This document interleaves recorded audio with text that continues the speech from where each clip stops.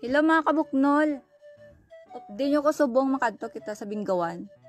Nabatian ko to namit kuno tong barbecuean ni Nang Lucy. Sige nga. Tilawan ta eh. Gatari tindog ko daw kay kanami isang view. Isang field kadagko. Nakita ko subong akon abyan nga si Bibs. Do maya daw.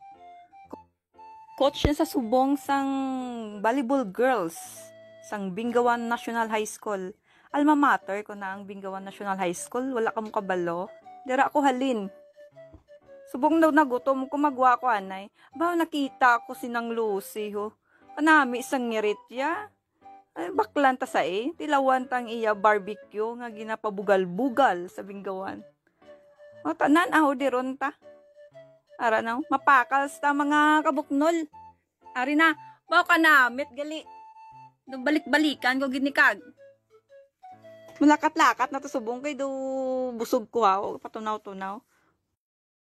Bao, katahom sang sunset mga kabuknol. Orange-orange siyang langit. Mapuli na ta mga kabuknol. Gabi na.